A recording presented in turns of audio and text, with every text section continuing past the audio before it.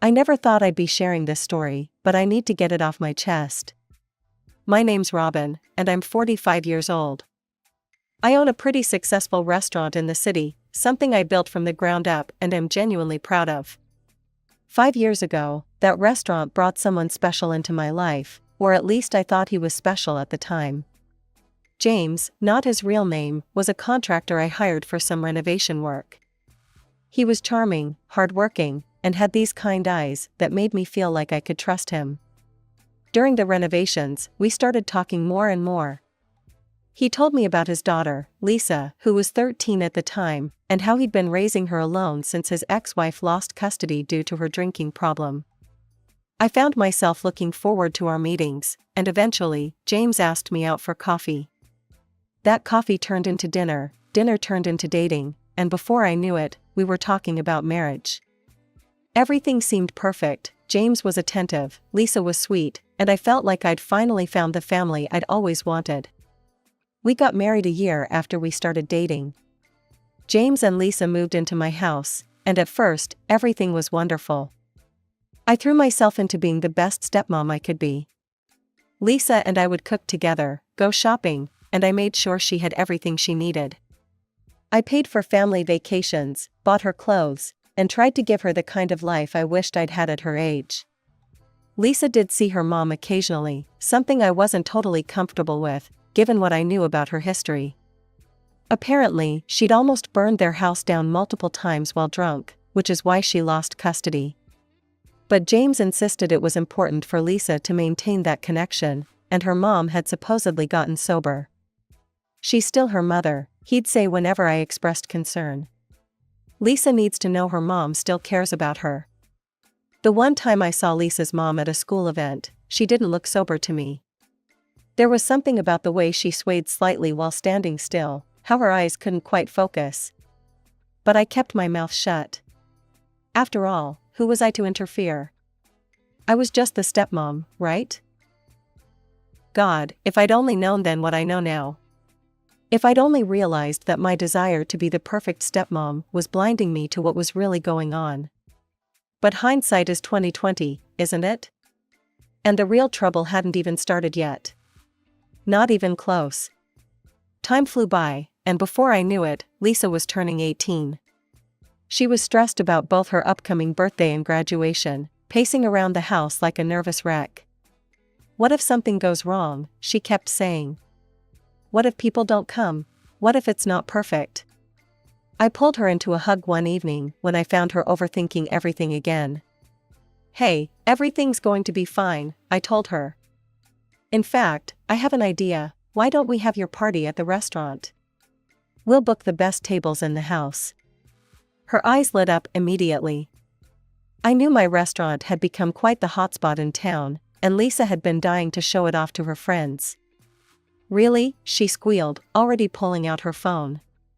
Oh my God, my Instagram is going to be so lit. Everyone at school is going to be so jealous. I threw myself into the preparations. I wanted everything to be absolutely perfect for her. I even took her shopping for a dress, this gorgeous blue number that made her look so grown up, I almost cried in the fitting room. How many people are you thinking of inviting? I asked her while we were going over the details one evening. She hesitated for a moment, fidgeting with her napkin. About 30 people? Great, can you get me a guest list so I can make sure we have enough space and food for everyone? Oh, I haven't really made one yet, she said quickly. Just plan for 30, okay? Looking back, I should have pressed harder about that list. But I was so caught up in making everything perfect that I just nodded and moved on. The day of the party arrived, and everything looked amazing. The tables were beautifully decorated, the food was perfect, and Lisa looked stunning in her new dress. James's relatives were there, Lisa's friends were taking selfies everywhere, and everyone seemed to be having a great time. And then she walked in. I recognized Lisa's mom immediately, even though she was swaying slightly on her feet. She was clearly drunk, her eyes glassy as she announced to everyone that she was here to wish her daughter happy birthday. I was sitting next to Lisa when her mom stumbled over to our table. She glared at me like I was something she'd scraped off her shoe. Get up, she demanded, waving her hand at me. That's my seat. I'm her real mother, not you. I tried to keep my voice calm and reasonable. There are plenty of empty seats at the next table with the other guests. Why don't you join them? No, she practically shouted. This is my place. You need to get out of my place. Who do you think you are? I looked at James, desperately hoping he'd say something, do something, anything to defuse the situation. But my husband just sat there, his face red, staring down at his plate like it was the most fascinating thing he'd ever seen. I took a deep breath, trying to keep my voice steady despite the scene unfolding in my restaurant. This was Lisa's special day, and I wasn't about to let it be completely ruined if I could help it. Let me be very clear, I said, looking directly at Lisa's mom. You have two choices. You can either take a seat at the next table with the other guests, or I can have security escort you out. Her face contorted with rage. Oh, listen to you. Little Miss Moneybags, throwing her weight around. She staggered slightly, grabbing the edge of the table to steady herself. You think you can buy everything, don't you? Buy my husband, buy my daughter's love? The other diners were starting to stare. I could see my regular customers at nearby tables, trying not to look while obviously listening to every word. My staff were hovering uncertainly at the edges of the room, waiting for my signal. You just waltz in here with your fancy restaurant and your big house, Lisa's mom continued, her voice getting louder with each word. Think you can replace me because you've got money? Well, guess what? You can't buy family. Before anyone could react, she grabbed a plate of food and hurled it to the floor. The crash of breaking china seemed to echo through the suddenly silent restaurant. Then another plate followed, and another. Food splattered across the expensive carpet I just had installed last month. I caught my security team's eye and gave them a subtle nod. They moved in smoothly, professionally, just as they'd been trained. Ma'am, it's time for you to leave, the head of security said firmly, taking her arm. I watched as they escorted her out, her screams echoing down the hallway until the front door finally closed behind her. The silence that followed was deafening. I stood up, plastering on my best restaurant owner smile. I'm so sorry for the disturbance, everyone. Please, enjoy your meals. Another round of drinks for all tables on the house. The regular customers seemed to take this in stride, returning to their conversations after a few minutes. But at our tables, where Lisa's friends and family sat, the whispers were constant. I could see them shooting glances at Lisa, at James, at me. The story would be all over social media by morning, I was sure. Lisa sat there, pale as a ghost, pushing food around her plate. The beautiful blue dress suddenly seemed to dwarf her, making her look young and vulnerable. The Instagram-perfect party she'd dreamed of had turned into a nightmare. I have a headache, she said after about an hour, her voice barely above a whisper. Can we go home? The party broke up quickly after that. Everyone made polite excuses, but I could hear them whispering as they left. Poor Lisa. Did you see her mom? Can you believe what happened? As soon as we got home, Lisa went straight to her room. I followed her upstairs, wanting to talk, to comfort her somehow. Lisa, honey, can we talk? I need to be alone right now, she said, closing the door in my face. I found James in the kitchen, staring into a glass of whiskey. Did you invite her? I asked quietly. Did you tell your ex-wife about the party? He shook his head. No, I wouldn't do that. And suddenly it all clicked, why Lisa had been so evasive about the guest list, why she'd refused to show it to me. She had invited her mother herself. Despite everything, despite the history, despite the custody issues, she'd wanted her mom there. The morning after the birthday disaster, Lisa came down to breakfast looking like she hadn't slept at all. She slid into her usual chair, not making eye contact with anyone. How are you feeling, sweetie? I asked, trying to keep my voice light and normal. Fine, she muttered, staring at her cereal bowl. And that was it. One word.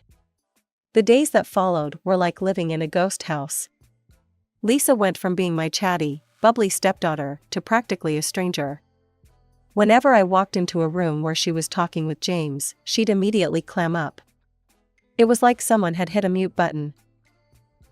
I tried to talk to James about it one night after Lisa had gone to bed. "Don't you think we should do something? Maybe get her to talk to someone?" He just waved his hand dismissively. "She's fine. She's just processing what happened. Give her space." But it wasn't fine. Nothing about this was fine. Despite the tension at home, we all showed up for Lisa's graduation ceremony. James and I sat in the audience, and I clapped until my hands hurt when they called her name. She looked beautiful in her cap and gown, and for a moment, when she glanced our way and smiled, I thought maybe things were finally getting better. We had a celebration at our house afterward.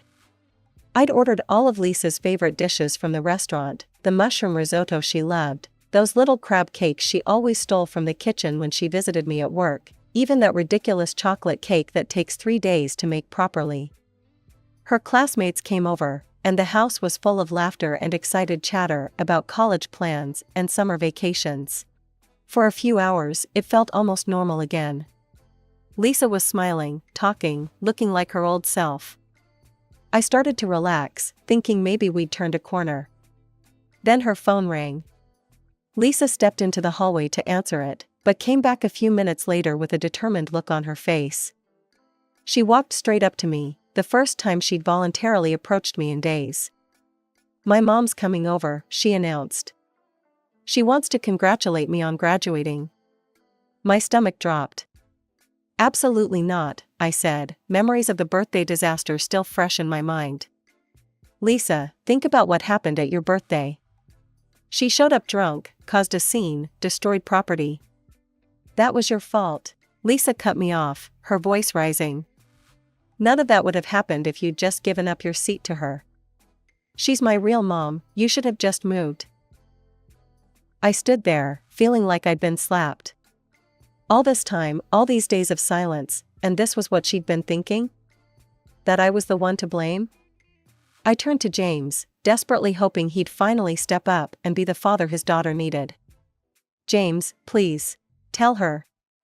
Tell her how inappropriate her mother's behavior was at the birthday party." But James just sat there, examining his shoes like they held the secrets of the universe. The same deafening silence I'd gotten used to lately.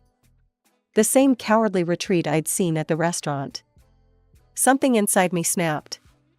5 years of trying to be the perfect stepmom, of walking on eggshells, of making excuses for everyone else's behavior, it all came pouring out. "Listen," I said to Lisa. "That was my restaurant.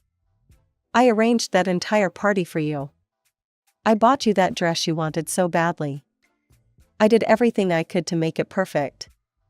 And your mother? She showed up drunk, caused a scene, and destroyed property. She didn't even bring you a present, Lisa. All she brought was chaos and embarrassment." Lisa's face went from angry to furious in an instant. "Oh my God, here we go," she shouted, throwing her hands up. "It's always about the money with you, isn't it? I paid for this, I bought that. You think because you have money, you can control everyone and everything." She spun around to face her classmates, who were standing awkwardly in our living room, clearly wishing they were anywhere else.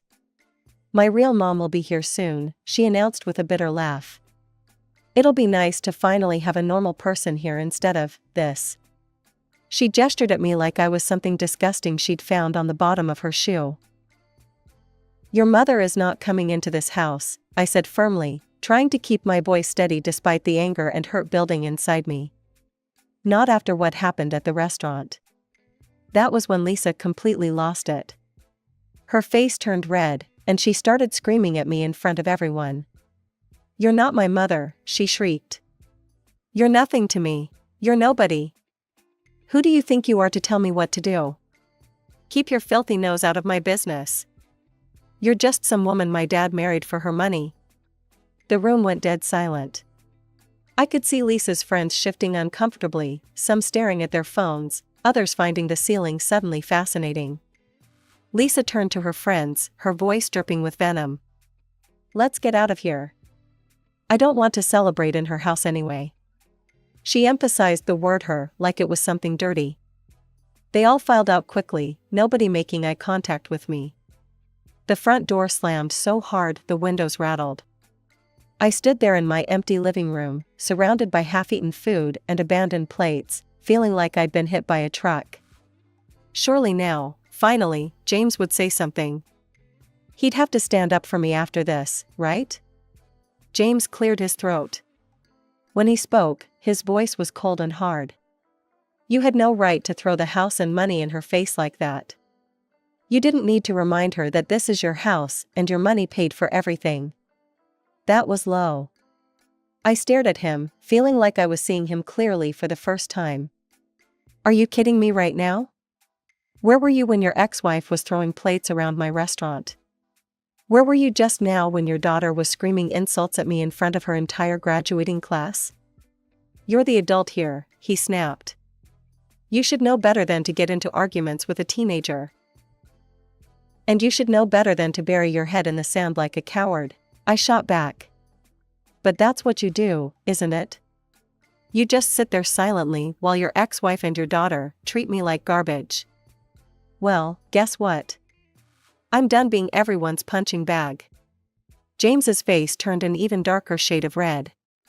Without another word, he stormed off upstairs. I heard the guest room door slam a few minutes later. The next morning's breakfast was like sitting in a morgue. James pushed his eggs around his plate, not looking at me. I was about to get up and leave when Lisa stumbled in, still wearing her clothes from the graduation party. The smell of alcohol hit me before she even made it to the table. I looked at James, waiting for him to say something, anything, about our teenage daughter coming home drunk at 9 a.m. But he just kept studying those fascinating eggs.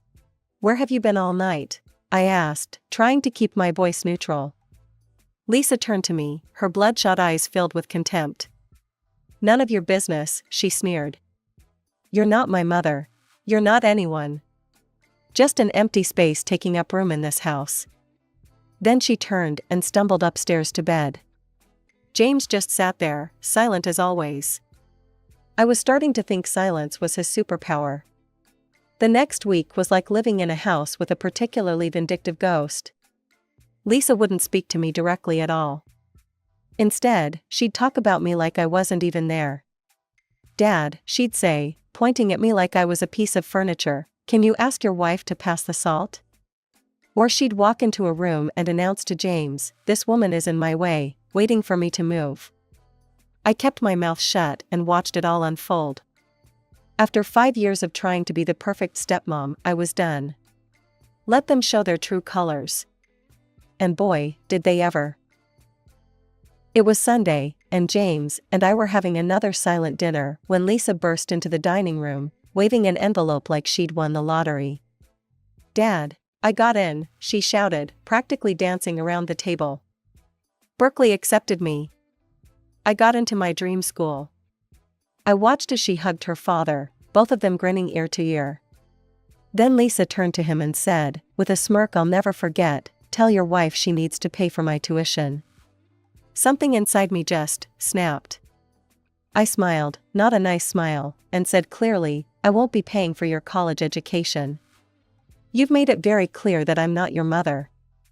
I'm nobody, remember? Just an empty space? Well, this empty space's wallet is closed. Why don't you ask your real mother to pay for college? Lisa's face turned an alarming shade of red. You vindictive bitch, she screamed, tears starting to stream down her face. You're doing this to punish me. You're just evil. I stood there, feeling strangely calm as she hurled insult after insult at me. It was like watching a storm through a window. I could see the chaos, but it couldn't touch me anymore. Dad, she whirled around to face James. Make her pay. She has to pay, tell her. James cleared his throat, using that patronizing tone I'd grown to hate. Come on, honey, stop joking around. You know you need to pay for Lisa's education. I pushed my chair back and stood up. I've made myself perfectly clear. I will not pay tens of thousands of dollars in tuition for someone who has spent weeks telling me I'm nothing to her. Someone who treats me like I'm less than dirt in my own home. I turned and walked out of the dining room, Lisa's screams following me up the stairs.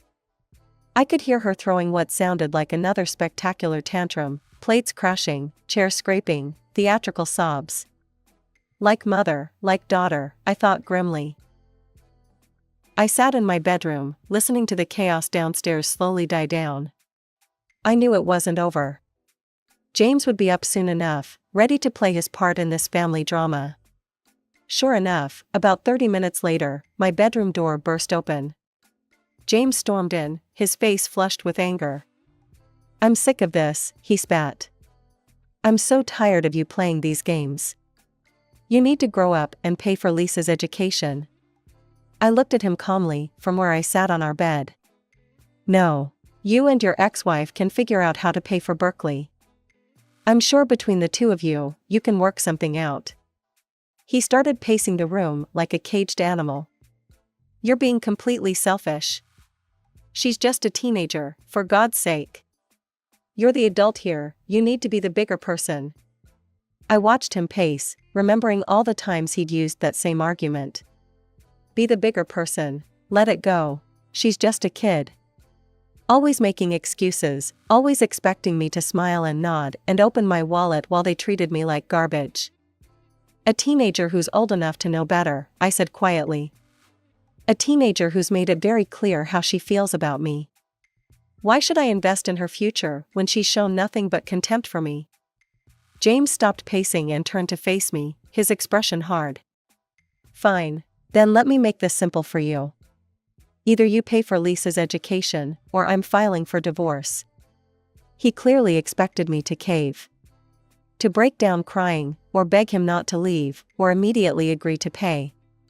That's what the bigger person would do, right? I shrugged. "Okay, get a divorce." The look on his face was almost comical. His mouth opened and closed a few times, but no words came out. He clearly hadn't expected me to call his bluff. "I'll call my lawyer first thing tomorrow morning," I added, my voice steady. "In the meantime, you and Lisa should start looking for a new place to live." James stood there for what felt like forever, staring at me like he'd never seen me before. Finally, without a word, he turned and left the room, closing the door quietly behind him. The next morning, I walked downstairs to find James and Lisa sitting at the dining room table, waiting for me like some kind of ambush. The scene was perfectly staged at Lisa with her red-rimmed eyes, James with his practiced concerned father expression. "Honey," James said, smiling that manipulative smile I'd somehow never noticed before, "we've all had a chance to calm down and think about things." Lisa nodded eagerly, like a well-trained puppet. "We all overreacted yesterday," she added, her voice sweet as honey. I stood in the doorway, feeling a strange sense of clarity wash over me. It was like I was seeing them both for the first time, really seeing them. "The thing is," James continued, his voice taking on that reasonable tone he used when he wanted something, "we're family. Families fight, but they also make up. And since you were the one who escalated things with this college situation, it would mean a lot if you took the first step toward reconciliation." Lisa jumped in right on cue. "Yeah, and if you helped with tuition, it would show that you're really sorry and want to make things right." I almost laughed. They really thought they could manipulate me this easily? That all it would take was some fake remorse and practiced lines about family? "Actually," I said, pulling out my phone, "I just got off the phone with my lawyer 5 minutes ago. The divorce papers should be ready by this afternoon." The change in their expressions was instantaneous. Lisa's sweet smile vanished, replaced by shock. James's face turned that familiar shade of angry red. I turned to Lisa. "Congratulations. You won't have to deal with your not-mother interfering in your life anymore. Isn't that what you wanted?" Lisa burst into tears, real ones this time, not the calculated ones from before. But I was done being manipulated by teenage tears. James stood up so fast, his chair fell over. Without a word, he stormed upstairs. I could hear him yanking drawers open, slamming closet doors. They packed in silence. No more manipulative speeches, no more fake tears. Just the sound of suitcases being filled and doors being slammed. I thought that would be the end of it. I was wrong. The messages started that night. First from James. "We all said things we regret. Let's talk about this like adults." Then from Lisa. "I'm sorry if I hurt your feelings, but you're being really unfair about college." When I didn't respond, they got nastier. "You're destroying this family with your stubbornness. I hope you're happy being alone with your money. You'll regret this when you're old and have nobody." The divorce was quick, thanks to the prenup I'd insisted on. James tried to contest it, of course, but my lawyer shut that down fast. He got nothing, not a penny of my restaurant's profits, not a dime of my savings. I hear things about them sometimes, through mutual friends. They're living in a small apartment across town. Lisa couldn't afford Berkeley and is working at a mall somewhere. James is trying to restart his contracting business, but it's not going well. I've redecorated the house since they left. Threw out all the furniture that reminded me of them. The place feels bigger now, lighter somehow. Or maybe that's just me, finally free of the weight of trying to buy love from people who were only ever interested in selling.